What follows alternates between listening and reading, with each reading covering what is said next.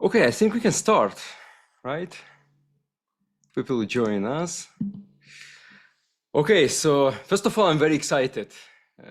We put a lot of effort to make this event happening, and I'm really excited to be here with our American friends and Israeli friends. So I think today and tomorrow we're going to discover this fascinating terminology that we use for nociplastic, neuroplastic, TMS, centralized pain. We'll talk about everything, and hopefully we'll get more understanding and order.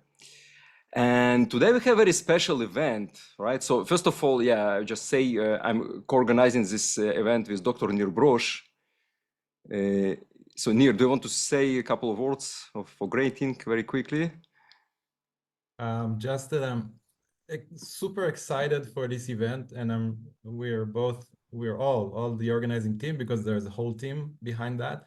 Really appreciate that the speakers that you agreed to contribute from your experience. This is a great honor, and I think that we will find here a very enthusiastic community that really wants to learn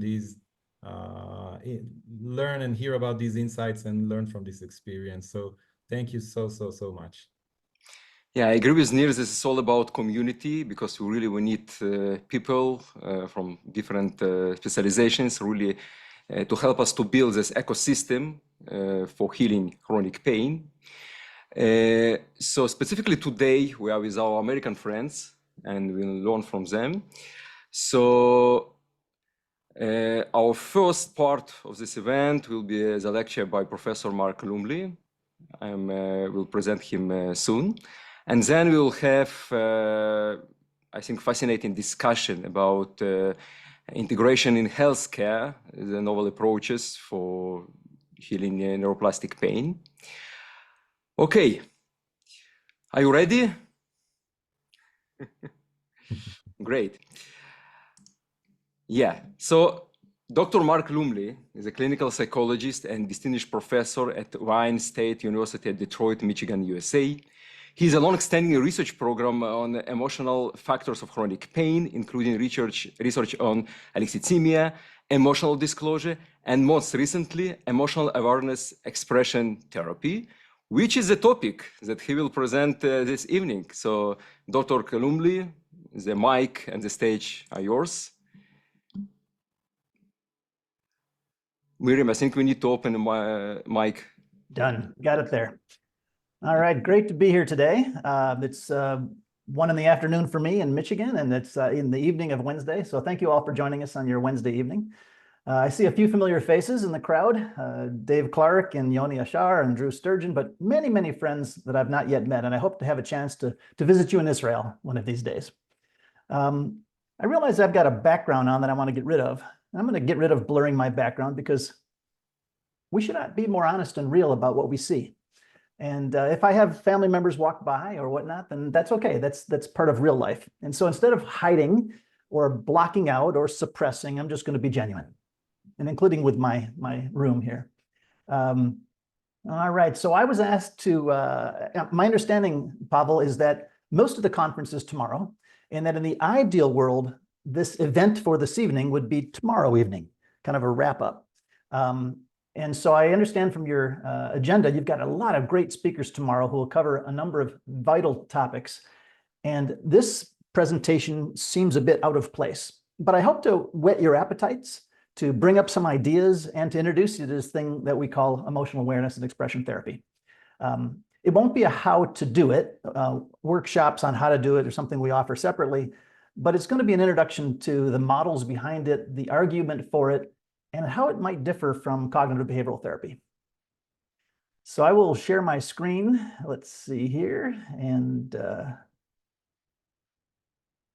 I appreciate some of you leaving your cameras on while the microphones are off, because I like to look at a few faces. So Pavel and David and Abigail and Brad and others, thank you for keeping your cameras on. It's strange to talk across an ocean into the abyss, and I'd rather look at a few faces when I'm talking. All right, I'm going to hide the controls here. All right, so when I speak, I actually like to ask a lot of questions. Partly that's because in a real live audience, when I'm in front of them, I hear people's answers. I'm going to ask you some questions. I would like you not to answer with your microphone off, but I would invite you to answer it out loud so the people in your room or in the next room can actually hear you, because making the unspoken spoken is part of what this approach is about. So feel free to answer out loud to yourself and those in your own room.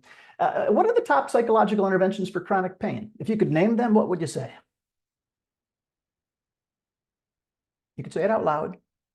I think I heard you say cognitive behavioral therapy. Maybe some of you said acceptance and commitment therapy or mindfulness-based therapies. In the United States, at least, I would rank these as numbers 1, 2, and 3 for their popularity and the amount of research attention that they've garnered. I'm going to focus on CBT for chronic pain. Is this an effective treatment for chronic pain? Well, it certainly is listed in all of the treatment guidelines. It's the #1 thing that shows up in terms of recommendations for approaching chronic pain for behavioral or psychological or rehab people. But the question, is it effective, is not a great question. There's a more important question, which I'll get to in a minute, because I should probably define CBT. Skills to manage, 2 important words, skills and management, the 3 big outcomes of importance: pain, disability, and distress. And what does CBT look like? Those of you who've got some background, it might recognize these typical techniques, kind of a menu of techniques that are skills taught to patients to help them manage their pain, disability, and distress.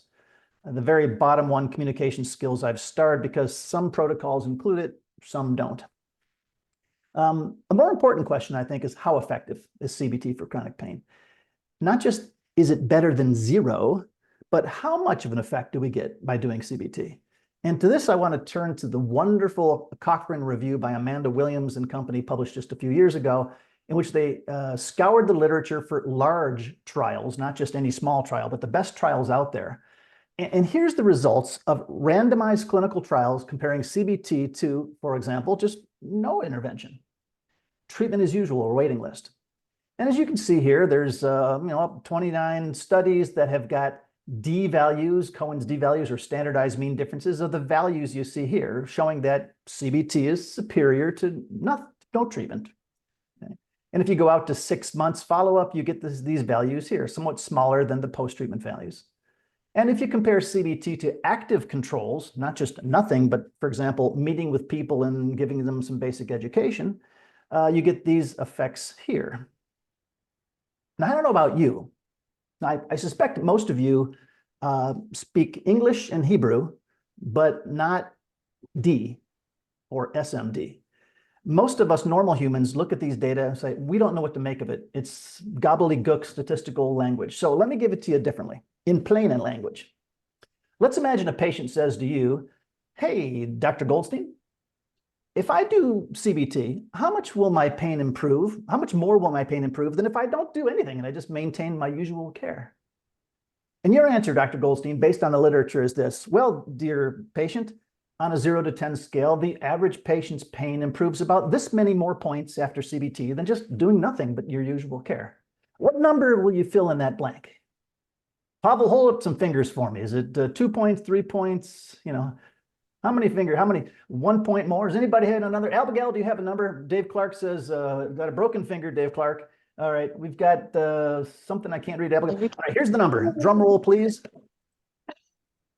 0.4 of a point more improvement from CBT and after usual care. Okay? And if we look at the other typical outcomes, functioning disability, a little more than half a point. 6 months later, the data suggests the effects are pretty small. And by the way, if you're into statistics, I'm basing this on a standard deviation of 2 on a 0 to 10 scale. I don't know about you, but I don't feel excited about telling my patients that the average patient improves that much. Dave Clarke's broken finger of a half a point, it was quite on target. I hope that we can do better.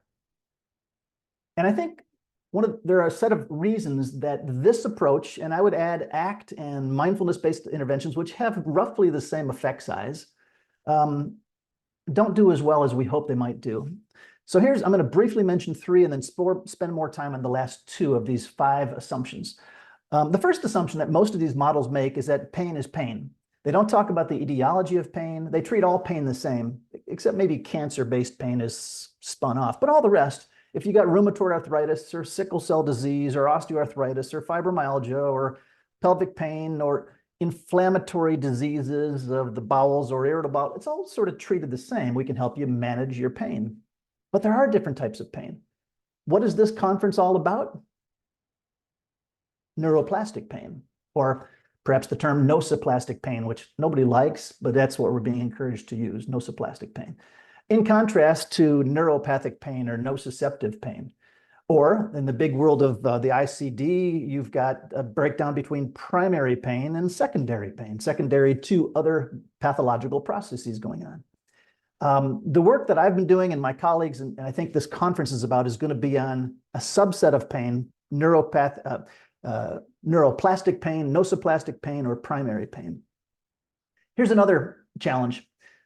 Many of these other models, CBT and the like, still think of pain as coming primarily from damaged tissues. But we know that there's a very weak...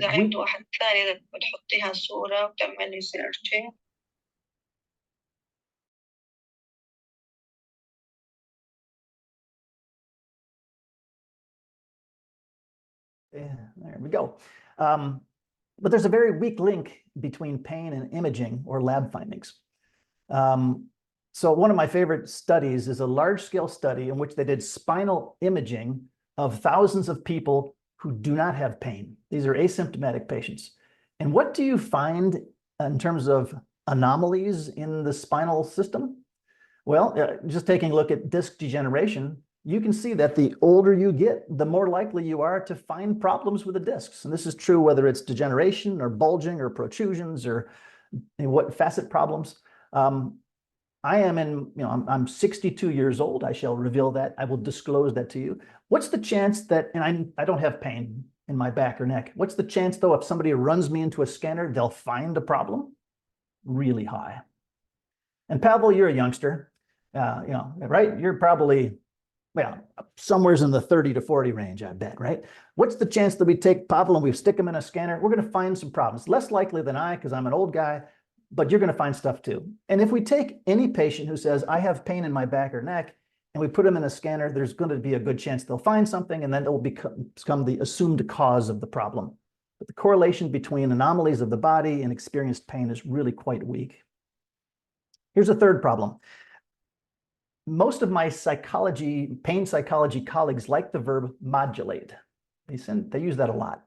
Not sure how well what that translates to in Hebrew, but in English, it sort of refers to, it doesn't control, it just sort of ups or downs something.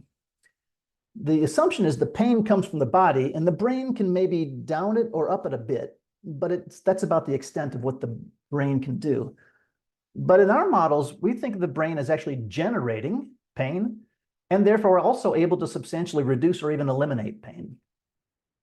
And so the newer pain models that we're basing our work on, and I'm sure you'll hear more about this tomorrow, is that the brain is a perception machine that generates the experience of pain based on things like predictive coding or processing, which may or may not involve some sensations coming from bodily tissues. And the metaphor that I think I really like to use, and I'm sure you'll hear more about, is the idea that pain is what the brain does to detect a problem. Acute pain is largely the brain's mechanism of saying, you've got some damage to your tissues, protect those tissues. But chronic pain might be thought of as a broader system moving from damage to your body to danger. And the danger could be your body's in danger, and the pain is, if you move, you might injure something. But it's broadened beyond that to what I would like to call psychosocial danger, such as being rejected or victimized or oppressed. These things can activate the brain's pain alarm, if you like. And because oftentimes the body is not in danger, it becomes a false alarm. Here's the fourth one. One of the beliefs in CBT for chronic pain and some of the other approaches is that you don't need to target psychological trauma or conflict. But I think, and many people suggest, that these actually drive and maintain pain. I'll give you a few examples. These are brief stories of patients we've seen. This woman who has fibromyalgia said, when I grew up, my drunk father would come home, he'd beat my mom up. I sat frozen in fear in the other room listening to it. This woman said, Back in college at university, I went on a date. He raped me in his car. And to make it worse, when she told the police, they said, "Why were you in his car?" to adding insult to her injury. This man, and I'm sure you can relate to stories of war. This is an American soldier who was ambushed in Iraq. He said, "I was injured, but my friend next to me got blown up." These are situations that would make us think about post-traumatic stress disorder. If we take the pool of people who have primary pain, maybe neuroplastic pain, what's the overlap of PTSD and primary pain? What percentage would you guess? It varies a lot by study and exactly how you recruit and even how you define things, but let's say about a third of the patients with primary pain will also have PTSD, and that's much higher than in the pain-free population. But let me challenge the idea of only looking at PTSD and take it further. What about these patients? Here's a woman, a 50-year-old woman who has fibromyalgia, and she tells the story of, "When I was 19 or 20, I yelled, 'Shut up,' at my mother, and I made her very mad. And now to this day, I watch my mouth and try to avoid her because she intimidates and scares me." No active trauma of a big T type, but an ongoing conflict in terms of what she can say around her mom and how she has to watch herself. This young man says, "My father does not accept the fact that I'm gay. Now my pain flares up when I'm home for the holidays." This man says, he's got some back and neck pain. He says, "My daughter uses heroin. It humiliates me, but I have to take care of her. I can't be mad at her. She's my daughter." Are these the scenarios that lead to post-traumatic stress disorder? I don't think so. What are these, though? If they're not PTSD, what do we do with them? Ignore them? I suggest not. I think that we need to broaden our concepts a bit from PTSD to something I would take from the old literature and call it conflict. And it could be psychological conflict, intrapsychic and interpersonal conflict, some merger of the two. It usually is a combination of interpersonal issues that have been internalized and it's intrapsychic. And this is a large pool, and I think it covers most of our patients. What are the sorts of conflicts we see? You can see them in the box on the left.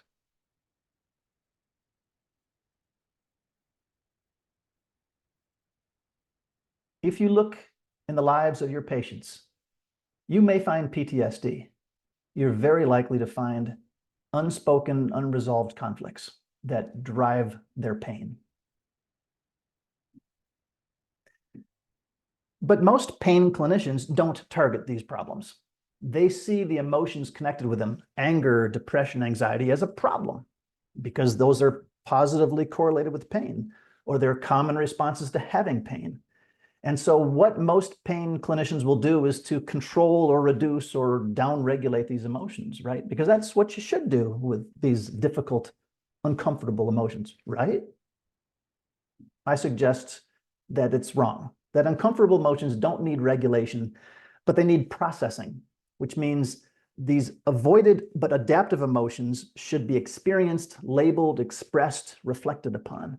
And there's a lot of literature that all points in the same direction, saying we should not avoid important emotions. It's unfortunate, it's maladaptive. Here's just a quick survey of the larger psychosocial literature. The work on alexithymia, which means not having language for your emotions, not being able to express it well. The work on what maintains fear, or Stephen Hayes' work on experiential avoidance before he developed ACT. James Gross's great work on suppressing the emotional expression and the consequences of that. Den Wegner's work on don't think about certain things, suppress those thoughts like that white bear and other things. Anita Kelly does work on the little lies we tell every day, like, "Oh, you look nice," or "I'm fine," when you're not actually thinking those things. Several people look at the consequences of secrecy or self-concealment of things. Jamie Pennebaker's classic work on non-disclosing traumatic experiences, and even the folks who study emotional intelligence at the low end of that, all of these literatures, research and theory point in the same direction. If we shut down, block, suppress, transform, just sort of downregulate important emotions, there's a cost to it. How many of you folks are psychological behavioral clinicians, psychologists, counselors, social workers, something like that? I bet you a lot are, right? You've probably heard which therapy process is the biggest predictor of good therapy outcomes. What would that be? I think I hear some of you saying the therapeutic alliance or the therapeutic relationship. I think I heard you say that. We've all been taught that. But here's a meta-analysis that was published, a huge literature review of the processes in therapy that predict good outcomes. This is Norcross and Lambert had a huge team of people looking at these processes. And those of you who said the alliance in individual therapy, well, you're right. That is a strong positive predictor. The better the alliance with the patient, the better the outcome. And it's been studied a lot. But there's something in this list that actually has more promise as being a better predictor, a stronger predictor of good outcomes, and that would be emotional expression. It hasn't been studied as much, but its prediction is really strong. And this is a positive prediction, the more emotional expression in a therapy session, the better the outcome later. It's interesting because many people want to keep therapy calm, rational, logical, and controlled, and stay away from the emotions. But that would be, according to this, a problem rather than a benefit. So given that emotional expression is an important thing, the question is, which emotions do you go after? And I'll get to that in a minute, but I want to suggest when we think about therapeutic interventions, I think about how activating they are to a person, how calming, low activation versus arousing, high activation. And just think for a moment of the things that you might do with a patient that are calming or at least not very activating, that might help them manage their symptoms. Well, distraction comes to mind. That's actually a classic. Let's not go there. Let's think about something else. Right? Teaching people relaxation training or encouraging them to engage in pleasant activities. Change their thinking from something negative to something positive. By the way, I've moved pleasant activities and cognitive appraisal away from the lowest end of activation, because to do these things, you have to temporarily maybe do something negative. Like to engage in pleasant activities, you might have to say no to something else, which can be uncomfortable. Or cognitive reappraisal means you have to briefly think about the negative thing before you shift to thinking about it. Do these techniques look familiar to anyone? They're sort of CBT downregulation techniques and often used for chronic pain. So my question for this audience is, what takes up the space on this side of the graph? I like to think about things that we might call emotion-focused activating techniques. And what would they be?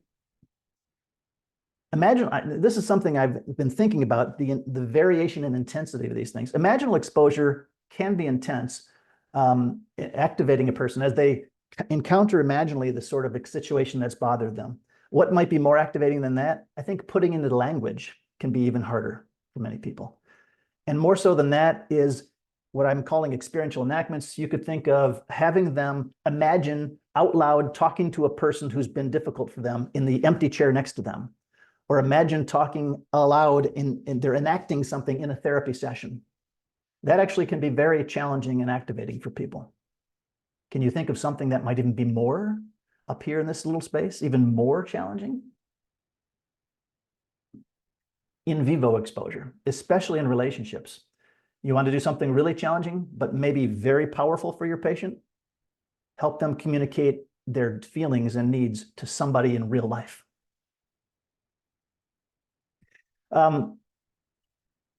But it leaves the question, which needs and emotions do we target? And here's a few ideas.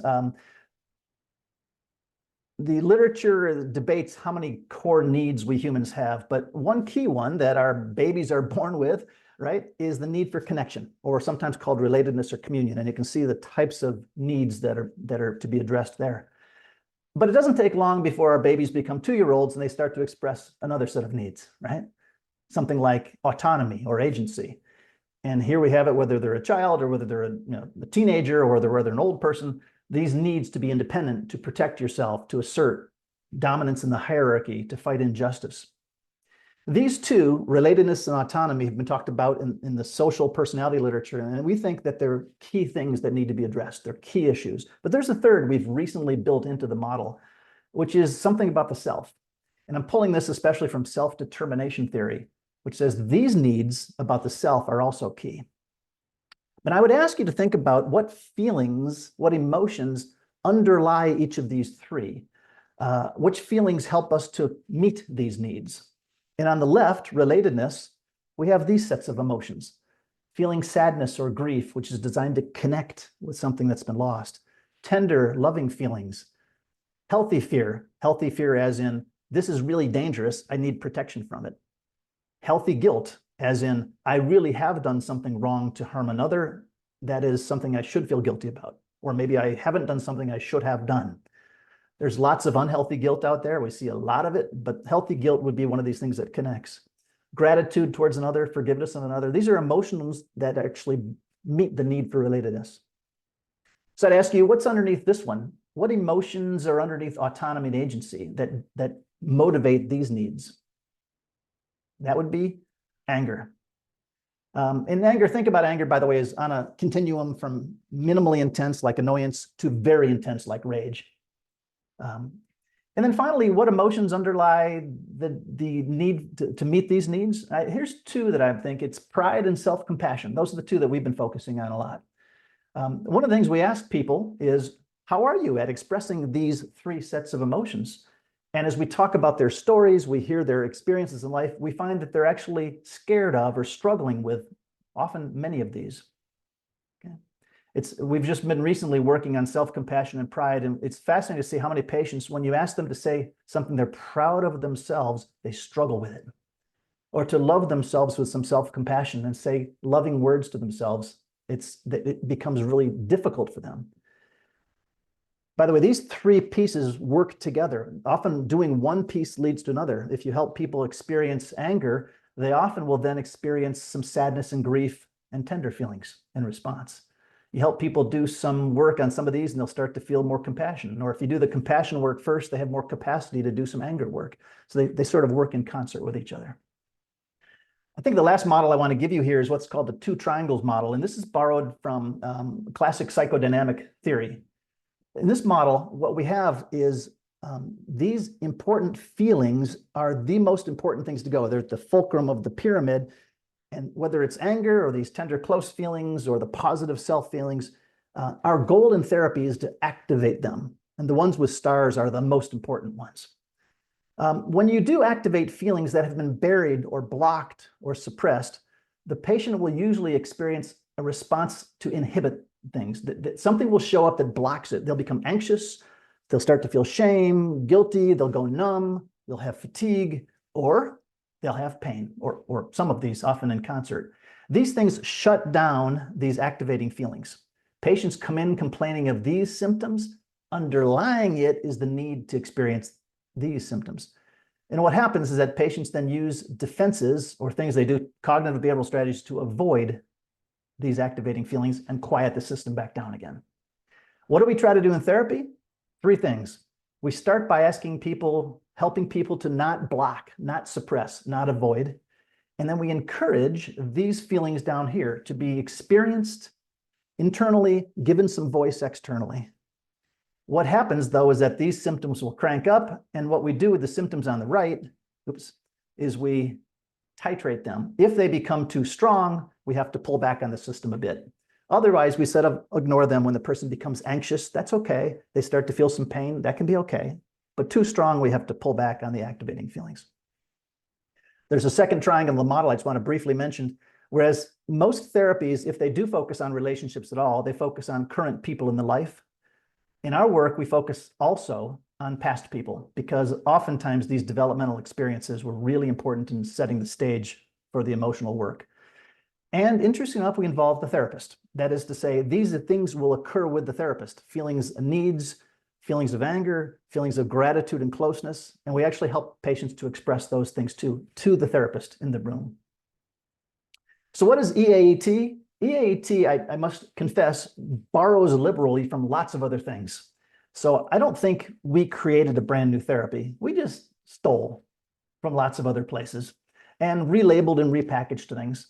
And so it's been strongly influenced by what's going on in pain neuroscience education, pain exposure therapy, very much so on ISTDP.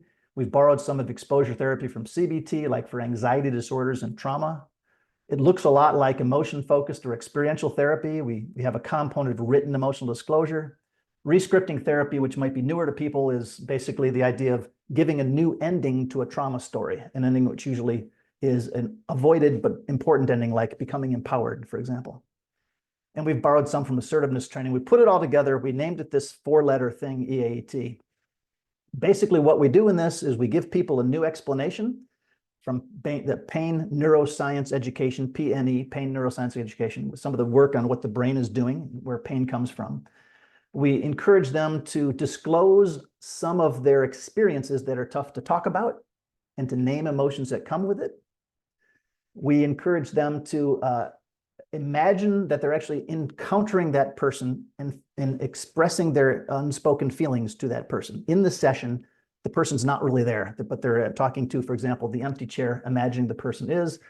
And then we transition to encouraging honest and direct communication in real relationships with people.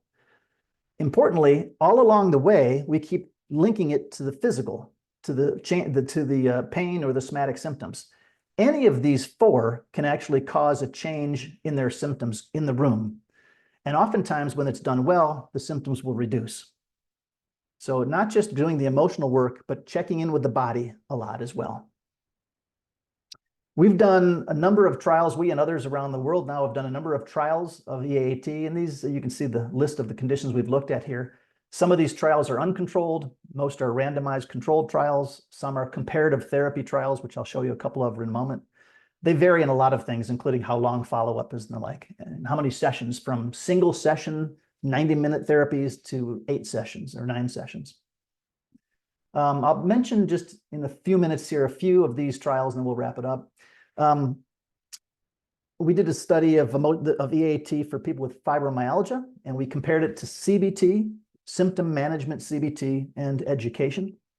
And 230 people, as expected, mostly women with fibromyalgia, small groups that met in person, and we follow them out to 6 months with retention of over 90% of the patients. And this was the team, and we controlled the allegiance. This is an important thing in comparative trials.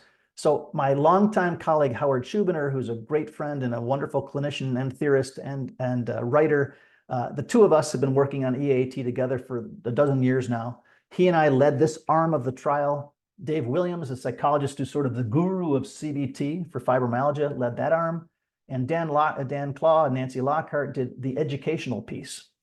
So we sort of controlled, we had experts doing each piece of it. That's allegiance controlled. What did we find? In blue, the EAT condition went from slightly higher than the others on widespread pain to significantly lower than both CBT and the education control, out to 6 months. If we look at how much pain reduction, how many patients reached 50% pain reduction, the EAT, though it's still a minority of patients, but it was significantly greater than the CBT arm. And an interesting one that I don't usually show, but I just wanted to show here, how many people no longer qualified for the diagnosis of fibromyalgia? 6 months later, 28% of the EAT patients did not meet criteria anymore for fibromyalgia, compared to only 5% of the CBT patients. This is significant. That doesn't mean they're symptom-free. Most patients with fibromyalgia still retain some symptoms, but they didn't meet the criteria anymore. I'll introduce you briefly to Brandon Yarnes. Brandon is a geriatric psychiatrist at the Los Angeles, California VA system. He's done 2 trials, a smaller trial in which he took 53 older veterans, United States military veterans, and either gave them 1 individual session and 8 group sessions of EAT or the CBT that's typically done in the United States VA system. And he found that the EAT led to significantly better pain reduction than did the minimal reductions of CBT. Why is it minimal reductions? Well, remember what we said about CBT and the smallness of the effect? And there's some numbers on what percentage of people reach different levels of pain reduction.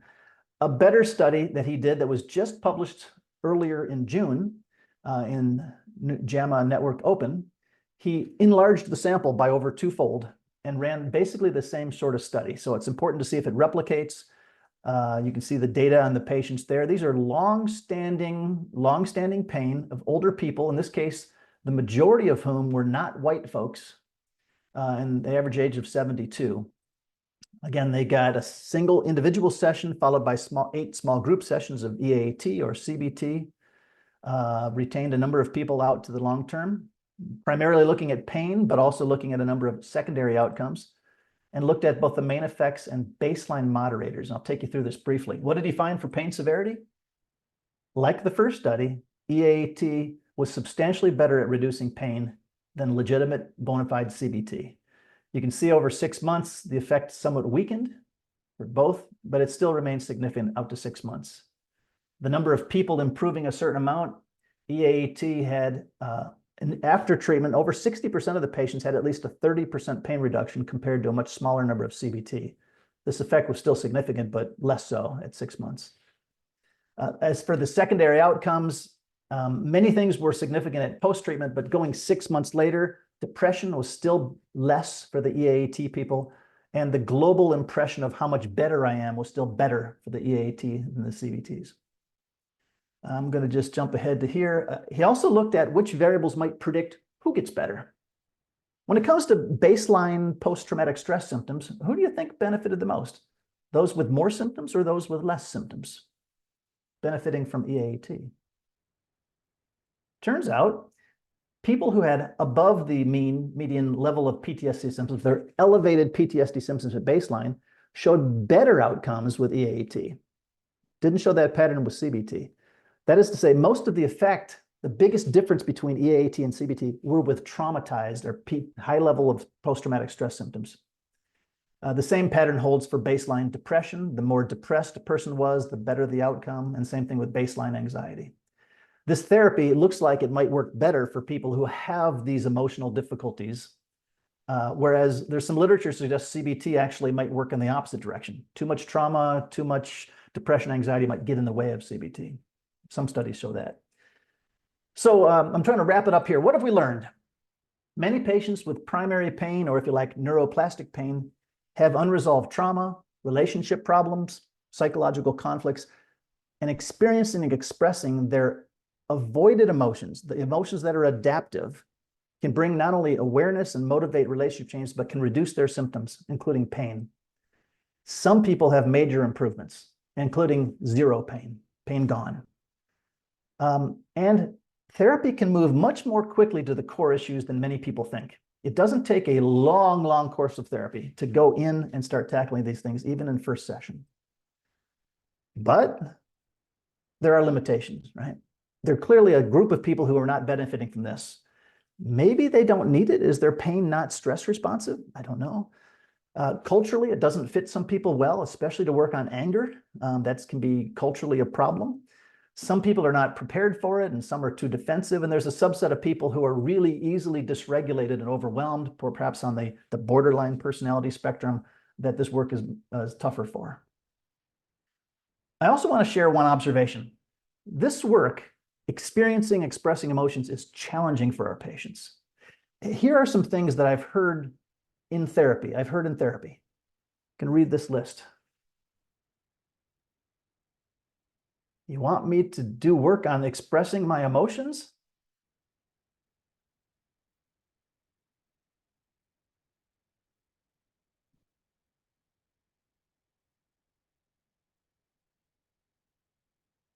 Can you imagine patients saying these things? I bet you can, because this is scary work. Oh, I'm sorry, Pavel and company, I'm sorry. I said patients? My bad. I actually meant to say therapists. All of these were quotes from therapists. Let me show you the list again. These are what therapists say when thinking about doing this work.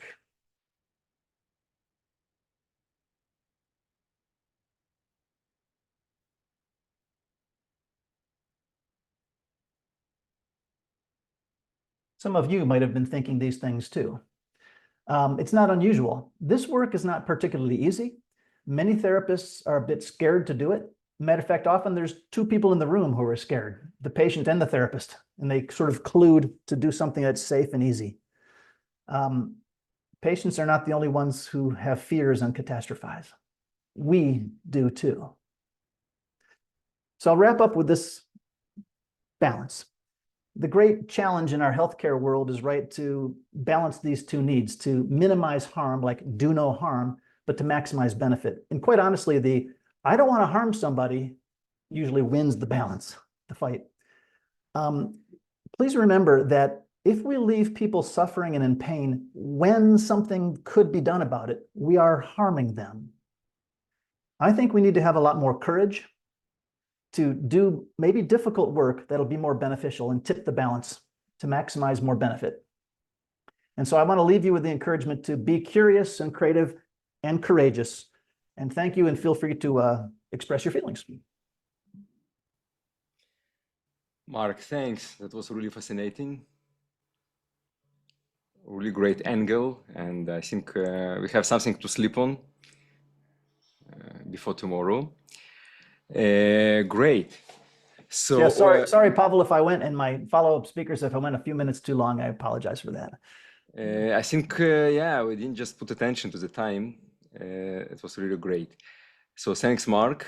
And I think we'll continue to the next section of our today's session. Okay, so basically what is planned for now is the following discussion. Integrating therapeutic models for neuroplastic pain into healthcare presents significant challenge. The conceptual differences require training and necessary skills often result in cognitive dissonance among healthcare professionals. So this discussion will focus on understanding these challenges and exploring possible solutions. For example, one interesting dimension to consider is the conflict between private practice and the public health system, including insurance issues. So I want to introduce you, our speakers for today. The first one, he have a really, I think, interesting and fascinating story. Dr. Brett Fanestil is a board-certified internal medicine physician who has worked in the primary care clinic, the hospital, and the ICU for 30 years. And in 2018, he started reading about the new neuroscience and began applying these new ideas to patients in his own primary care practice. Amazingly, patients who had been symptomatic for years were getting better, so he switched gears and has been doing only mind-body medicine for the past 5 years. Okay, so Dr. Fanestil is the first guest. The next one, David Clarke, MD, is the president of Psychophysiological Disorder Association, assistant director at the Center of Ethics and clinical assistant professor and gastroenterology emeritus at Oregon Health and Science University in Portland, Oregon. He is a board-certified gastroenterology and internal medicine and has treated over 7,000 patients whose symptoms were not explained by disease or injury, but rather by stress or trauma. His book for patients, They Can't Find Anything Wrong, was praised by the president of the American Psychosomatic Society as truly remarkable. He has also edited 2 textbooks on the stress-based condition and co-produced 3 documentary films. And Abigail Hirsch is a clinical psychologist and founder of Lean Health, the leader of US national provider for cognitive pain reprogramming in an integrated team insurance-covered model. She's also a mom of 4 boys, 3 of them are serving in the IDF. She and her husband celebrate the 25th university this year, and so Mazal Tov, Abigail, and split their time between the US and Israel. So I guess you are our bridge today, Abigail. Okay, so let's start. My first question will be to Dave. As a formal physician and a leader of the organization promoting therapeutic approaches for chronic neuroplastic pain, what challenges have you faced in integrating new approaches like AAT into healthcare? And let's differentiate the challenges for the system-based level and individual physicians. Yeah, thank you, Pavel, and shalom, everyone. It's wonderful to be here.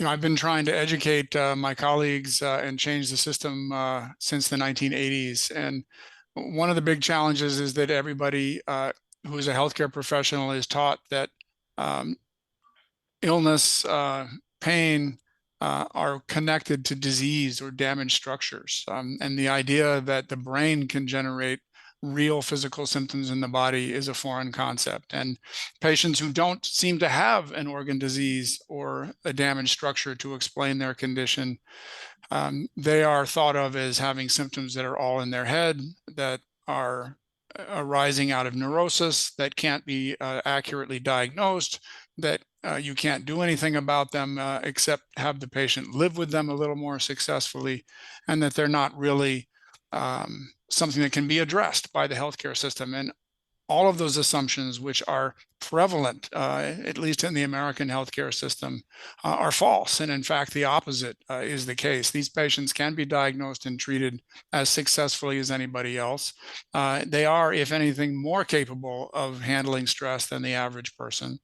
And they can be diagnosed and treated successfully if you know what to look for. And when people have taken the courses, for example, that are available on the endchronicpain.org website, suddenly they have tools that they can use for 40% of the people that come through their door. And it transforms the practice of medicine for those patients. One of the doctors who learned this took me aside at a conference and said that these concepts had put the joy back into her work. So if we can bring this to the individual level, the system will change. That same doctor that I just quoted, she and her colleagues trained 70 other doctors in her community in the following 2 years. So once people get this, it tends to spread from the ground up, from individuals who learn the success, it spreads to the system. Great, great. Interesting. Okay. Okay, so you feel like if you do it long enough and we really put a lot of efforts to educate physicians and really trying to develop a workshop for them, so at some point we can reach this point where we can basically affect the system. Right? Yeah, it all starts with one idea, which is that the brain can generate real symptoms, real pain or illness in the body. And that leads to, well, why is the brain doing that? Which leads to investigation for stress, which leads to the techniques for treating those issues that Dr. Lumley so eloquently reviewed. It's a domino, a falling domino effect. Okay, great. Thanks. Brett, you are the next one. So you've been running a mind-body clinic within a community hospital. What challenges have you encountered in these settings? Please share with us. Yeah, thanks for asking me, Pavel. And I see now I may not be the expert in this sort of healthcare arena, or well, I consider myself an expert as a physician in treating patients, but how to get this into the ether of Western medicine. Certainly, I've been struggling with that, and I don't have an easy answer. So about 6 years ago, I went to the administration. I had my own clinic for 17 years. I owned it. And then I was a doctor only in the hospital and ICU for a few years. And then more recently, I was a employee of the hospital system. And anyway, when I realized that this concept explains about 5 or 6 people a day in my practice, I went to the administration and said, I'm going to quit. And I'm an old guy. I don't have very much hair left. And what I have is white. And this is what I'm going to do for the rest of my career. But in my case, I live in Boulder, Colorado. So when I went to the administration and said, I'm going to quit, they said, oh, well, maybe we should start an integrative care clinic. We're in Boulder, Colorado, for God's sake. So I think I was fortunate to live in a place that was a little more accepting. And then for 5 years, we had a clinic called the Center for Mind-Body Medicine. But the challenges, that entire 5 years, the support from the hospital was, the only support was, you can have a clinic. We know you, you've been in our community for 20 plus years. People respect you enough. Okay, we'll let you run this clinic. And there was no other help. because we have so many misaligned incentives in healthcare. There's no incentive to keep this going. About a year or two into this clinic, one of the cardiologists called me and said, well, let's talk. And he was an EP cardiologist. There's an electrophysiology specialist. So his specialty was snaking wires into your heart from your groin or your neck or somewhere and zapping this little area of your heart that was causing an arrhythmia. And he said, I want to start an atrial fibrillation clinic. You should be part of this, because after I do an atrial fibrillation ablation, go in there and zap these little cells that are contributing to this irregular heartbeat, I go into the recovery room and I tell the patient, you just had a very expensive Band-Aid. And if you don't change some things, there's a good chance you're going to be back here in a year or two. Sometimes that's weight loss or exercise or diet change, but he said a lot of the time it's stress reduction. Can we teach these people how to have a new relationship with their nervous system? And I know you're doing that because I've shared patients with you, and he showed me some literature, and this cardiology literature. You reduce tension in the nervous system, there's less atrial fibrillation. Not just fewer symptoms, less arrhythmia. But then he said, you know, the hospital has no interest in this. This is going to be you and me driving this. The hospital has an interest in that patient coming back in a year and getting the ablation procedure again, because I make them a ton of money. No, they're not nefarious. It's not like some evil thing. It's just how the system works. The incentives are aligned to the hospital gets money. I don't get that. You don't make them money talking to people for an hour. So this sort of played itself out. The hospital left me alone. I had a 6-month waiting list because the doctors within the organization, about 100 primary care docs and a handful of neurologists, they referred a lot. The cardiologist did too, all sorts of things. The gastroenterologist with irritable bowel syndrome, all these things. But I wasn't making the money, and they're okay with that until just recently, where they said, yeah, you're not making, yeah, this isn't going to work. So I have not been successful in the sense that I left that clinic and now I'm out on my own. And that was financial by the hospital. They're like, yeah, you know, you can go back to primary care if you want. But staying in this, it's just not, it doesn't fit with the system. So what we need to do is get the insurers on board, which Abigail has been, you know, here I am 5 years talking about this, and Abigail has really got insurers on board, maybe not with seeing doctors in clinics, but certainly with this different model. And what I like what Dave said about it's a one thing at a time. This is just, there is going to come a tipping point. There has to be. Part of it's going to include the data that we're getting from the recent studies that Mark showed. And thank you, Mark, so much. It's so glad to hear you talk. I've seen all your stuff. I read your, you know, the book you've written, books and seen the papers. And I know you're just a fundamental part of EAET, and you are EAET, you and Howard. So I really appreciate hearing you and putting it in a little context that was super helpful. I'm going to steal a couple of those ideas as I treat people. So thank you for that. But this is a fundamental shift in how we're thinking. And Western medicine is still stuck in the Cartesian dualistic idea. And if and I'll stop after I philosophize here, even though I could, I'm going to say two more things. When I talk about this fundamental shift, an anesthesiologist who works in Denver a couple of years ago called me up and she wanted to shadow me for a day, just watch what I'm doing with patients. And because she had had success on her own with a chronic pelvic pain problem using these tools. And when she came and sat with me for a day and we went through a few patients, she said, you know, once I see this, I can't unsee it. I am knocking people out in the operating room all day long for procedures they don't need. Just last week, I was interviewing a patient. I go, I'm going to be your anesthesiologist for this spine surgery. And here's what, blah, blah, blah. I finished with the patient. I went back to the doctor area and I found the spine surgeon. And I said, are you sure you want to put this guy through his third back surgery?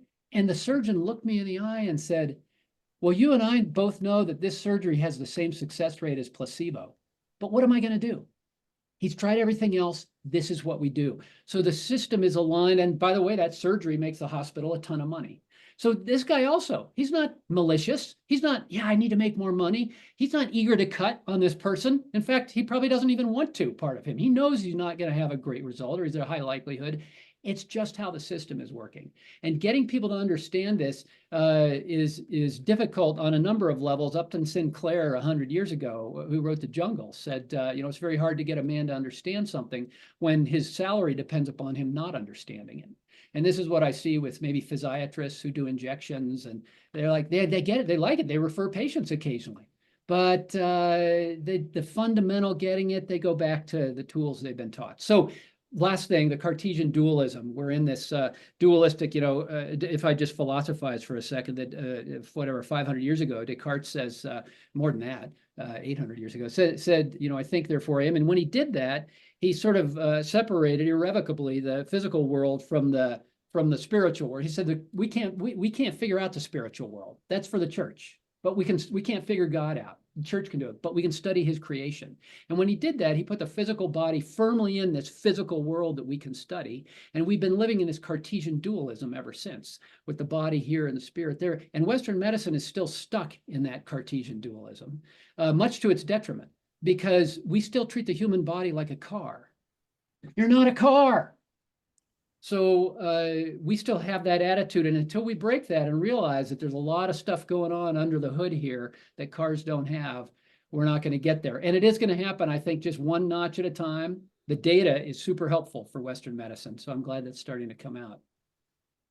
I don't know if that was at all helpful. Great points. Really great points. And, I really liked that, talking to patients can make money. I think it's really, it's kind of a quote that we should really consider and understand more and see how we can deal with this, because, yeah. So I don't know, one last thing, I don't know how it is in Israel versus here, but I know I had one patient who has Medicare, that everybody over 65 in America has Medicare. You just get it. And she told me, I talked to you for an hour about my pain or my anxiety or whatever, and use your set of tools. But I also had a therapist, a psychotherapist, who takes Medicare. She gets paid more for an hour than you do as a doctor, because I can't use the psychotherapy codes. I can use these other doctor codes. So the system, at least in the United States, there's some fundamental shifting that has to happen. That's just built in, again, misaligned incentives. Great. Really, thank you. That was amazing. And now we will switch to Abigail. Okay, Abigail, you lead impressive projects, creating online platform for managing chronic pain, not just managing, but also curing chronic pain. Can you briefly describe your therapeutic solution? I know you collaborate also with physicians and pain clinics. Why is it so important? And what challenges have you faced in developing these collaborations? I have a lot of questions for you. All right. Well, I'm going to start by saying the amount of gratitude that I feel every day. And I'll start with Brad, because he's in our backyard and has been an incredible part of growing this thing at Lynn. But in part because I just yesterday, our team was having a phone call with the senior management at his hospital, who called us panicked because Brad has changed the minds of so many physicians. And then after they made a big mistake, in our opinion, in not keeping the mind-body center going, they kind of, excuse my language here, but said, shit, what are we gonna do? Brad has actually succeeded in driving, what David is talking about, of physician by physician, starting to make this practice change. And then slowly the institution starts to realize, well, how are we gonna do this in a way that makes sense with all of the crazy economics around healthcare in America. And so just to start by saying that we're coming in on very, very much on the shoulders, of Mark's work, of David's work, of Howard's work, of Yoni's work, and saying, look, the piece that we're good at figuring out was not what is happening with pain in the brains. Like we're able to come in at a time that research was, incredibly clear. Nor is it what do you do when you have a patient in front of you, because again, EAET, PRT, what we call our blend, but it's on everybody's shoulders, cognitive pain reprogramming, is we're able to do that because of the research and the deep clinical wisdom of everybody before us. But the part that I do think we've been really good at is saying, well, how the heck are we going to make a model that does two things? One is that can work into the brick and mortar healthcare system that exists in America, And number two, that we can get insurance to actually pay for an integrated team model. Because I think it's very clear that to do this successfully, we need physicians and therapists or coaches, but somebody to do that work that Mark was describing of helping people change how they relate to their pain, they relate to people in the world. That is what gets the pain to settle out. And so that's for the past 3 years really been what we've been focused on. And we were incredibly, I would say, fortunate to sort of stumbled into something that actually comes out of the world of psychiatry called the, I'll give a little background on US healthcare here for folks, but there's a model called the Psychiatric Collaborative Care Model, which was designed to address shortages of psychiatrists in America. And at this point, basically all of the American insurers are paying for it, but it's a team-based model where you have kind of a primary care physician at the top of the team, a coach or a therapist who's doing the daily interaction with patients, and then an escalation to whatever professionals you need. So be it psychiatry or addiction medicine, or in our case, interventional pain medicine as well, PT. And so what we've built is a team that works in this model so we can bill insurance for it. And then we really try to come in alongside health systems like Brad's and say, look, we can help make this accessible to your patients.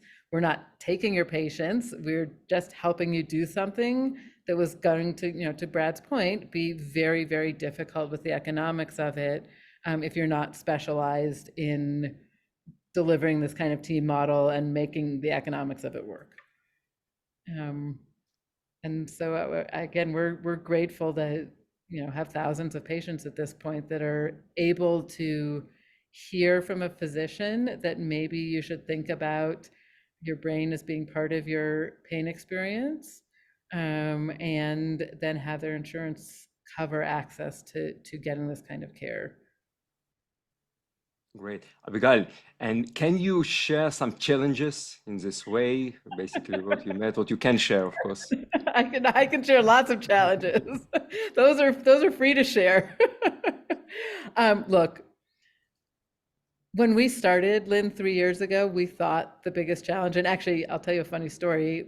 We're a venture capital, like startup nation, half Israeli, half American company. We couldn't even tell our venture capitalists that what we were about to do was create a mind-body program, because they were like, oh, mind-body, that's woohoo and out there and no way, we won't fund it. So we came up with some other cockamamie scheme and got some money from them. It was the AI solution, right? Yeah, it was like whatever it was. We knew that the literature is clear and the research is clear and the clinical is clear that the only thing that helps get people out of pain is a mind-body approach. So we kind of integrated it in, and over the years, our VCs started to understand that that's what was getting people better, and maybe that's what we should be doing.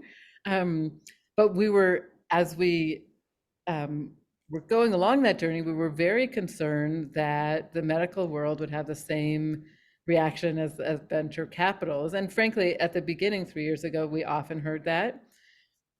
I can tell you today, and I'm speaking with physicians and medical health system leadership, like literally daily across the country.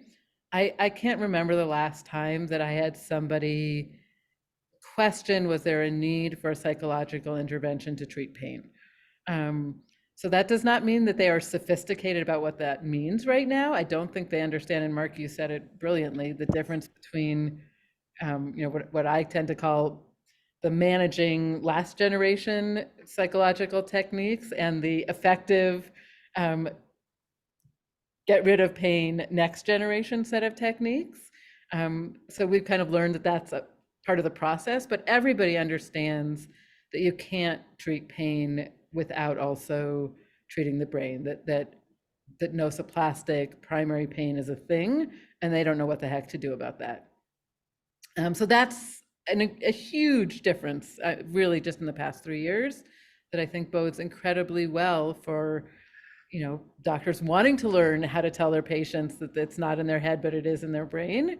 and for doctors wanting to have a partner who's able to bring something psychology in, and for doctors who, when we do a lot of work also of coming alongside and working with our partners on educating their physicians to start to understand the difference between CBT and EAET, for example, and also understand how to talk to their patients in a way that helps them understand that chronic primary pain is a real thing, it's a real disease, and it doesn't mean that there's anything wrong in your body, or it means that there isn't generally anything wrong in your body. But that's a process that is, lots of work to be done, but at least there's an interest in opening the door to it, I would say. Great. Thanks, Abigail. And Dave, we are back to you. So we talk about the differences between system and individual level of physicians. But let's try to open another dimension. What is the best way to spread and integrate our approaches into healthcare, working with public health system or developing separate private network? How you see it? I think a lot of it comes down, as we've already heard, to economic incentives, and those are going to be, depending on the situation in a particular country. In the United States, there's a slow but steady shift toward paying for populations of patients. You get X number of $1 million to pay for the health care of a certain number of patients. And when you are looking at it from that perspective, you want to be able to take care of those patients with, appropriately, but at a smaller number of dollars. And this approach to primary pain is a lot less expensive than doing spine surgery, for example. And when people see those outcomes and that they can be achieved at lower cost, then you've got the financial incentives aligned with the clinical incentives, and we reach a tipping point very quickly. And can I just add one thing on the Israel, put my Israeli hat on here for the crew? Sure. Because David, I think what you're saying is spot on. Why my personal hope is that Israel and everybody on this call is going to be the first country in the world where this is the standard of care off the charts. Because Israel does have a healthcare system that all operates in this, all of the kupot in Israel are exactly what David's describing. The system in Israel is all kind of an HMO where you have a fixed amount of dollars to keep a population healthy. So the economics are there. It's a country that has exposure to trauma off the charts. I don't think any of us need a reminder that this year has helped. It's been nonstop at my house of soldiers and moms of soldiers coming through with new pain things and saying, I heard from the neighbor that you know something to do about it. So the need is off the charts. And the third piece is, I think Israel, more than anywhere else I've ever been, has an openness to things that have a Eastern mind-body, not just physical component. So that's my way of saying, I'm so glad everybody's here for this conference, because Israel's the place to make this run. Wow, thanks. It's inspiring. Abigail, and let's continue with you. So I have a very practical question to you regarding healthcare insurance. How can we adapt insurance protocols to improve services for chronic pain patients? How you see it? I'm laughing because I need a solution now. I just had a discussion with the chief medical officer at a major US insurer and the chief of ambulatory care, like outpatient care at a sizable health system, who were saying, we're going crazy. Our state government is making all these stupid decisions. How are we going to get the data to tell them that what they're doing is stupid? So I'm not sure any of us had an answer to that.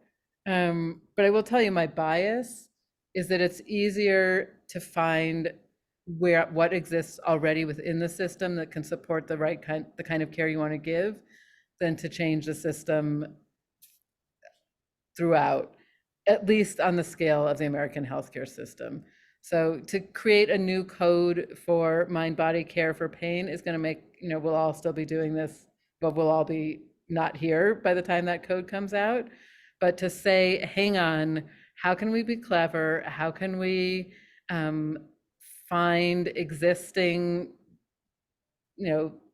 niches and funny places to make this care model work, I think is a more effective strategy. I'll just add that what Abigail said earlier about having collaboration between mental health professionals and medical professionals and getting them used to sharing patients. If not, it works the best from what I've seen when the behavioral or mental health professional is integrated into the primary care practice and can be brought into the primary care visit as part of the primary care that's being provided. But even if they have to be seen at a separate location, that collaboration is better than no collaboration. Completely agree. And I would add PT in there also. Physical therapy are also, I think, a very important piece of that kind of collaboration, of a place that patients go that we can start introducing these ideas, and ideally also having that deep collaboration. But it's interesting, when you're saying it, you mean like to take him as is, or you mean to teach them? You need to train them, and then you can create something really helpful. Yeah, training, absolutely. But the training doesn't take that long. Just learning to ask a few of the right questions, and people you would never guess were coping with huge amounts of stress. All of a sudden, with the right questions, you will be shocked at what your patients are dealing with. Completely agree. So I have another kind of interesting data story. We started out, I'm a clinical psychologist, so I'm saying this with love for my field and our field to everyone on the call, but we started, actually, Mark, this will speak to your data too. We started using mostly licensed, therapists and a few health coaches. And then for some practical reasons, we kind of ended up with a bunch of health coaches and some therapists. And at some point we said, let's just line up everybody and some base metrics on how well they're getting people out of pain, how much people stay in treatment. And we kind of stacked ranked all of our staff, and honestly, including me, all of the licensed people were at the bottom and performed the worst. And all of the coaches performed the best. But it's because, Mark, of the slide you showed at the end, that to learn to do this work well as a licensed professional, we have to unlearn so much of what we've been taught. And the coaches were performing well because they didn't know anything. So they just did, when we said, no, it's okay to express emotions and we need people to talk to that chair, they're like, oh, okay, I'll do that. But I think that's also a really important piece of this journey, is that last slide of Mark's of saying, if you have been trained as a therapist, to really do the work to think about what is different about treating pain, and the kind of active, engaged, more expressive role that we need to take as therapists to make this work really well. Great. Yeah, I can relate to that as somebody with no formal psychological training at all. I had to figure it out in isolation, and I didn't know what the rules were. So I broke them all. Which is why EAET works, right? Is because, I've been essentially doing EAET since the 1980s. Exactly. Not officially. Yeah. Great. Thanks. And I have a last question for Brad, and then I would love to have several questions from the audience, so you can start thinking about it. So Brad, please close your eyes and let's run a simulation. Imagine you have all the resources you need and hundreds of millions of people suffering from chronic pain. How will you scale a systematic approach to help these people? Yeah, this starts with the current world we live in and everybody's current understanding of pain. It's probably got to start at the primary care doctor level, because that's where people enter the system. And so it involves educating them. I find that especially among family physicians in primary care, they get this every day. They practice holistic care in general. They see entire families. They understand the biopsychosocial model often much, much better than the specialists who are stuck in their little technical specialty. So I don't think it's actually not a hard sell for primary care docs, but it is a different way of thinking. And so it would start with educating them. And quite frankly, part of the education, I was just talking about this morning with Charlie Merrill, who a lot of you know, a physical therapist. We were talking about developing a weekly thing for physical therapists.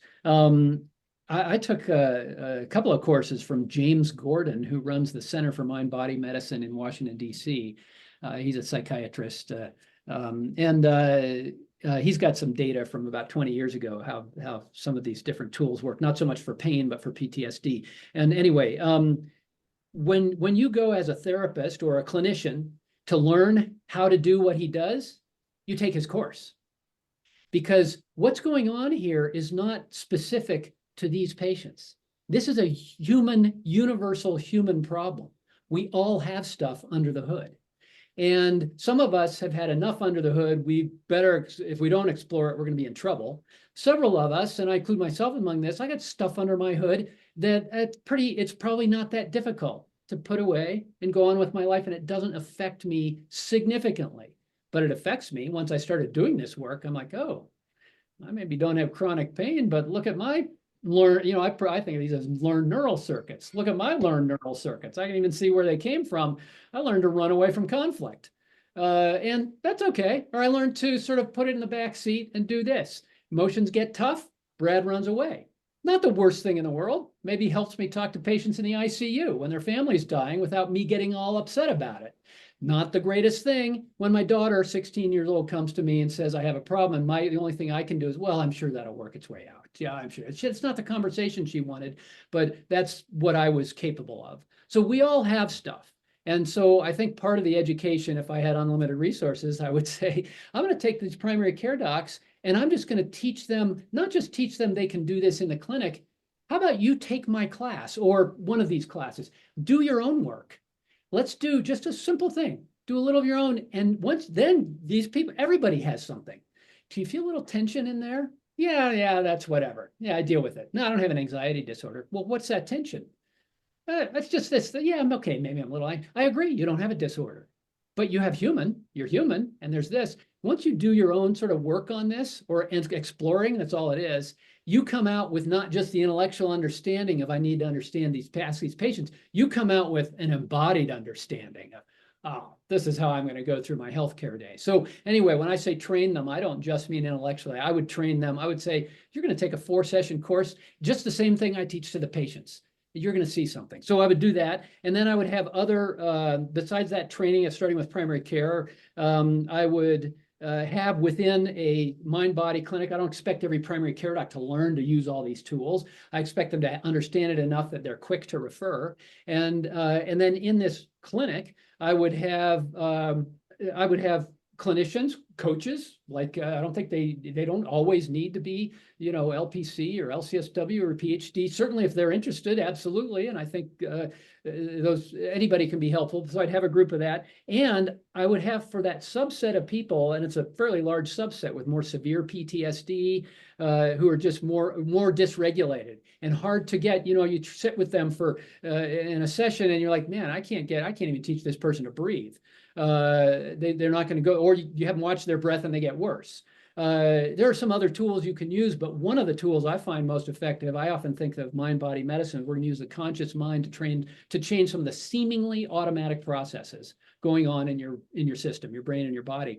But for some of these people, their entire brain, including their conscious mind, or what I sometimes call your parent brain, it's scared out of its life, and it can't train the rest of your brain. And those people, I'm like, let's start with the body. So I would have some body workers. I find that body work, like Reiki or acupuncture, craniosacral massage, there's a number of these things. Massage therapy in the right hands with the right language can sometimes give people the experience of safety in the body. It's all about feeling safe in your body. And just quickly, I had a guy, he's a physics PhD candidate who's studying at CU, and I thought he doesn't want to hear about acupuncture. He had some stomach problems. He couldn't go out with friends for dinner.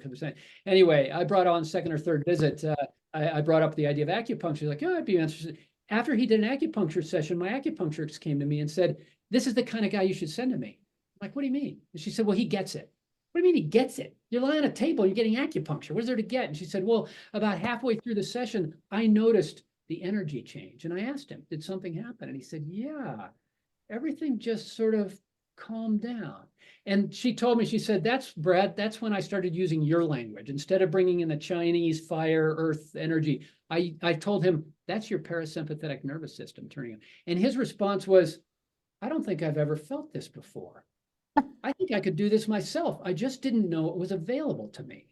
So sometimes these tools, starting from the body up, I call this bottom-up training of the autonomic nervous system, can be super valuable for some of those people. So I'd have those kind of treatments. And then lastly, although I could go on, I know, because I love to talk, but lastly, I would absolutely include a big space for psychedelics. I think what we're doing here is trying to access a part of the brain that is not accessible through normal cognitive techniques. And I think that's what Mark's teaching. I think that's what Alan Gordon is teaching. When we talk about, I think of, I think of Mark Lumley and Howard Schubner. I call that the under the hood stuff. And then over here, I've got on a little diagram, I call this the Alan Gordon stuff, which is just a habit loop your brain is in. Let's get you out of it by practicing PRT. We all have both. We all have different amounts of both. But I do think we have all sorts of tools to access this different part of our brain, these learned neural circuits that aren't running up here. They're not happening in a thinking brain. You're not going to think your way out of it. But I think psychedelic therapy is a great way to open up that part of your brain. And I don't know, I'd love to see a study. I was talking about somebody with this just last night. What if you did a ketamine session, or the ketamine's not a psychedelic. What if you did a psilocybin session with somebody and then use these tools? Or the other way around, learn these tools and then use that. That's something I think needs to be studied, and I think is an area of interest, because none of us, and I'm assuming this is Mark or Abigail or me, nobody or Dave, none of us has 100% success rate with this. There are these challenging patients, and what are some other options? So I would include the psychedelics. I'm hopeful and confident that those are going to be part of our toolkit in the coming decades. Brett, I think this is a great point. Let's say just for psychedelics, still don't try it at home. We still need to research it to understand more. But, I really like this idea of multidimensionality, multimodality in a treatment, because, talking therapy fits to specific people, right? Who you can, maybe develop more cognitively, and they have this maturity to share the emotions. But we have this other dimensions, as touch, for example. I was interviewed by a guy from a Boulder, actually, Troy Levigne. He's a massagist. And it was amazing to see that he's doing very similar stuff. He's not using the same terminology, but basically he say, I'm not doing massage for relaxation. For me, massage is a treatment, and he have a model of 3 months when people got recovered from chronic pain. And it's really amazing to see how really these tools could be implemented in through different modalities. Yeah, we are stuck in this idea that the brain learns cognitively, and it does, and that's our superpower as humans. But your brain, right now, the amount of sensory input coming into me right now is 5% cognitive. My discussion here with you and some thinking about what Mark said or what Dave said or something. But 95% of the sensory input coming into me is non-cognitive. And my brain is learning from that too. It's making decisions about it, about how to be, and that's all outside of my conscious awareness. That's where pain circuits come from. That's where anxiety and depression circuits come from. And accessing that part of the brain, this is a great modality. I'll say one last thing about this compared to whether it's CBT or even psychedelics. Psychedelics are an entryway into this, but the thing I love so much about whether it's EAET or pain reprocessing therapy is that just the general mind-body approach, and the big difference between almost anything else, it puts the patient in the driver's seat. We aren't saying, oh, go get this therapy and then you'll get better. We're showing you how to train your own brain, how to rewire your own brain. And it's empowering. And people come out with, wow, I came in here for back pain, but I'm sleeping better and my anxiety's better also. And it's so exciting to see these people come away with a completely different vision of themselves. That doesn't necessarily always happen with other types of therapy, where I saw this person, they gave me this technique, or or certainly with medications. I'm not opposed to medications if they get you through the night or something, but they're just Band-Aids. This is a fundamental shift in how you understand yourself. And the people who have success with this, the success goes way beyond their chronic headaches that they got rid of. It's really exciting for them because it's so empowering. It helps them realize I have some control over my own nervous system that they were unaware of before. And it does so without blame, without saying, yeah, what's wrong with you? This is not a coping skill. My patients who have, I'm sorry, I'm going off. I will stop after this. My patients with anxiety, chronic pain, I don't tell them there's, I often say things like, John, I've just heard 1/10,000th of your life story. I don't get into the nitty gritty. I let them think about it, but that's all I've heard. Let me ask you this, based on what I've heard, do you ever feel a little hypervigilant? A little bit on edge, a little bit. And if you, John, were to tell me, no, I never feel that, that would be a brain disorder based on what you just told me about your previous events in your life. That would be, what's wrong with your brain? It didn't get like this to take care of you? That would be a disorder. What you have is not a disorder. What you have is a normal brain doing what brains do that have had that kind of behavior, that kind of experience in the past. We're just going to retrain it, but let's not start with the premise that there's something wrong with you.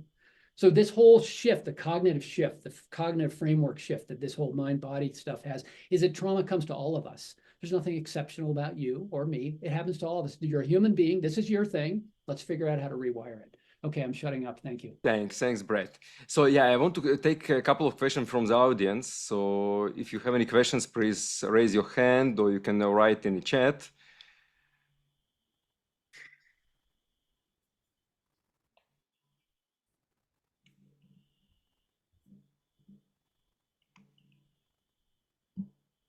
Anybody, or you're too tired?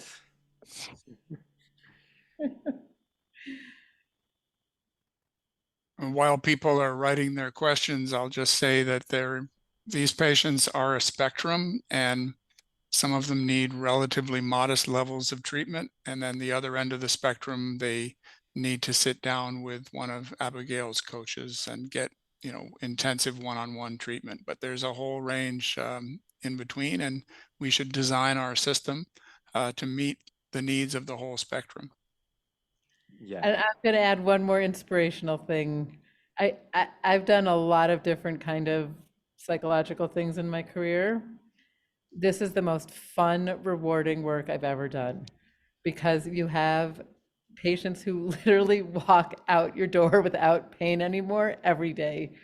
And so if there was ever something to learn to do because it's personally gratifying, I also would just give everybody, learn a ton tomorrow.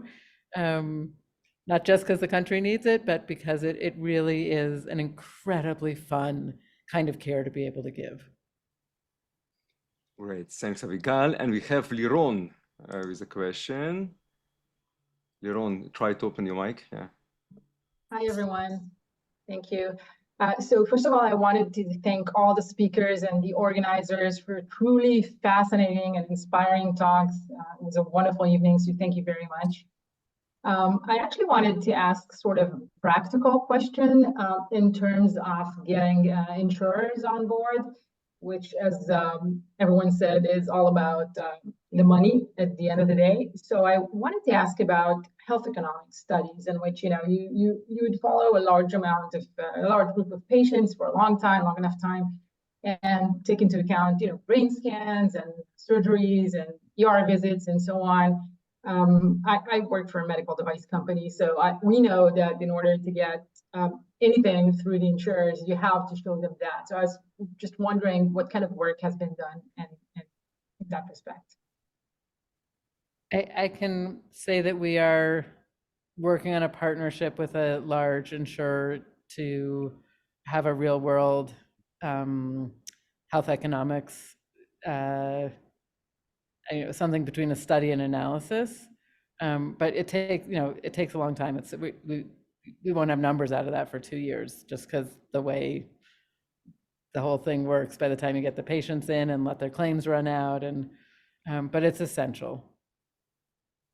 I can point to work by Alan Abbas, ABBASS from Dalhousie in Halifax, who's published some economic studies that are in our bibliography on the endchronicpain.org website, where he showed cost effectiveness, especially when you include data about time lost from work. But I should also point out that it's only, it seems, in psychology that we even ask for cost effectiveness data. You know, nobody asks whether cancer treatment or heart disease treatment is cost effective. They 100% just think, you know, the patient has a problem, we should treat it. Thanks, Dave. We have a question from Drew. Drew, thanks for coming. Can you speak to the issues of conflicting messages delivered to the patients on the etiology of the symptoms? Have you addressed these issues? Yeah, many patients come to us having been told that their pain is actually from an organ disease or a damaged structure, and because it happens to be coincidentally present at the same time. We've heard about back pain for that, pelvic pain coinciding with a finding in the pelvis at laparoscopy is another example, but many people with no pain in their pelvis have exactly those same findings. So that's another example. And what I tell patients is, well, you know, you can continue to work with the doctor who has diagnosed this issue and pursue the treatment of that.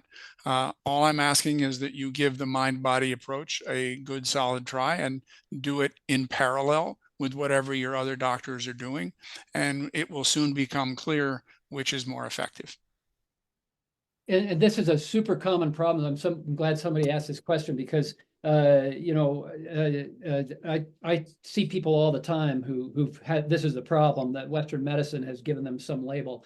And I would say that it's probably easier for me to disabuse them of that notion, because at the beginning of our visit, if it's the first time, I point out to them, I actually lay out, I was the director of inpatient care, and I did ICU medicine, and I have white hair, and I've been doing this. So just that credibility, they'll allow me to contradict the spine surgeon, but they won't allow, you know, somebody else necessarily. So, but I see it all the time. I had just a super simple example before I was even doing this in my primary care practice. I was just starting to go down this road, and a woman came in with back pain, my own patient, and she said, I said, I don't know you have back pain. I've known you for 10 years. She said, yeah, well, I came back, blah, blah, blah.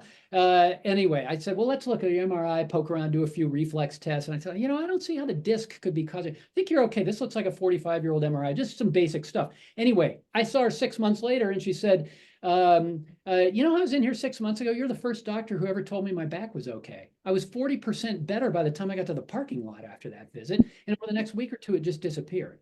So the messaging is critical.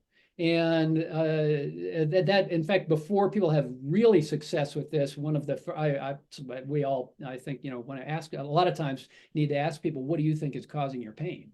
And they've got to, that understanding that there is this different thing that even could be causing it is an important thing. Thanks for asking that. Thanks, Brett. I want to ask speakers, you know, we're kind of out of time. Do you have still like 5-10 minutes to run a couple of questions, or we should finish it? I have about 5. Dave? Brett? Do we have 5 more minutes, because we're kind of out of time officially? Yes. Oh, yes, yeah? Absolutely. Yeah. So let's take David's question. David, yeah, I think you can talk. Try to unmute yourself, David. Hey, I'm sorry. Actually, Brad kind of answered my questions, because I wanted to ask, would you say the most important step, maybe the first and most important step, is helping the patient realize there's nothing wrong with his body? And actually, until, or maybe if he still believes, or she still believes, that some kind of damage, physical damage, is causing these symptoms, he can't really recover. You definitely can get people to recover or get partial recovery before the belief changes. So you can go at it both ways, you know, that if someone is certain that it's structural, it's not worth just bashing your head against that and arguing over it. It's easier to start by helping them see that there could also be a component that has a you know, top-down kind of process. And then what tends to happen over time is that those folks start to see like, oh, well, if it could help 10%, you know, maybe it could help 20%. And you start to get an opening to being able to make that shift to, oh, maybe my body is okay. But I will say the recovery is way faster, and the process is way nicer for everybody the earlier that buy-in happens. David, let me give you a recent example. Just in the class I'm teaching now, I had a guy who I don't know him. I had an email with him before the class started. This is 6 sessions, 6 90-minute sessions once a week. And he said, my primary care doc said I should take your class, which is actually neural reprocessing for anxiety and chronic pain. I should take it before my back surgery on July 10th. This was 6 weeks ago. And there's some data in the literature saying that if you enter back surgery with a calm nervous system, you have a better long-term outcome. And I'm like, okay, yeah, let's do it. And then you can have your surgery. On session 4, a week and a half ago, as we checked in, he said, I got a report. I just had my pre-op visit with my surgeon. We both decided I don't need the surgery because of this class. And this is the kind of thing those of us doing this hear this all the time. This is not some, you know, unique thing. But the reason, one thing, just to your point about how much do you need to know, I had done some pain neuroscience education in the first few sessions. I don't even know this guy though. I don't know how much he embraced it. He was set for surgery. This was not a guy, I didn't change his mind in any specific way and say, let's talk about your problem. I don't know what his MRI looks like.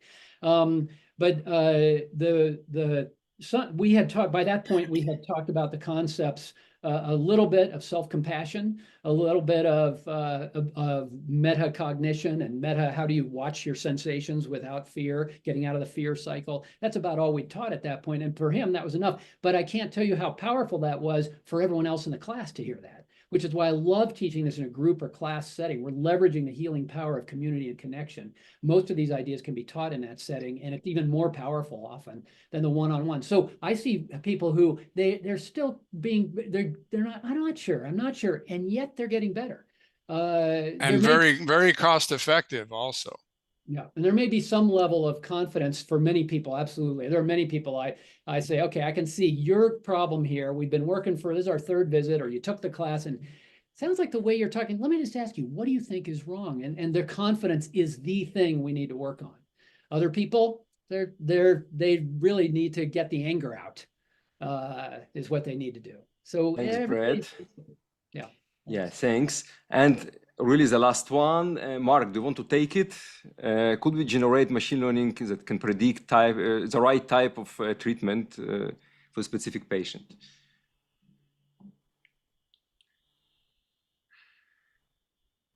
Couple of, you can't, Mariam, can you open the mic for Mark Lumley?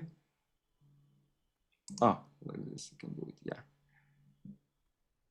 Well, that's a tough question. I don't do machine learning work.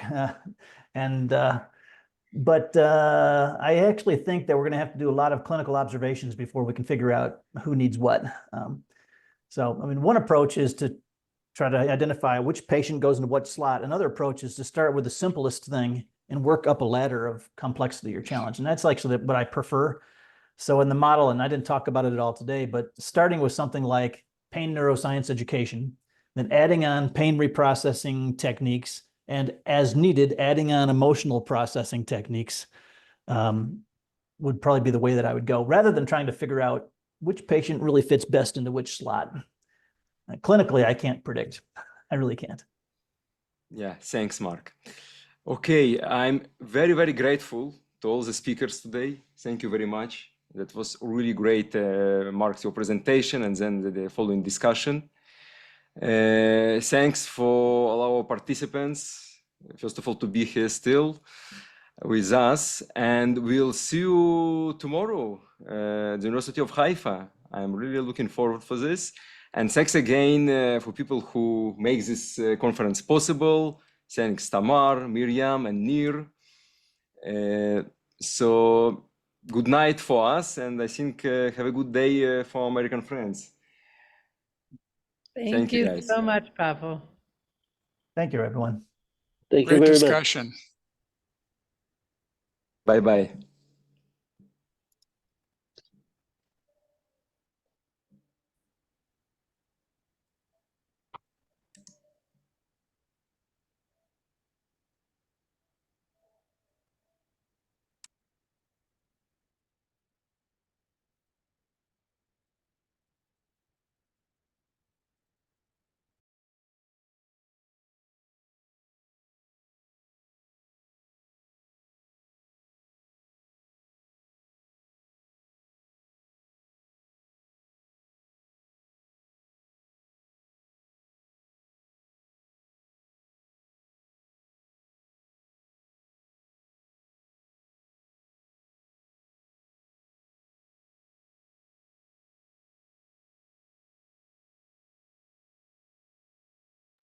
Have a good night, everyone. We finished the session for today.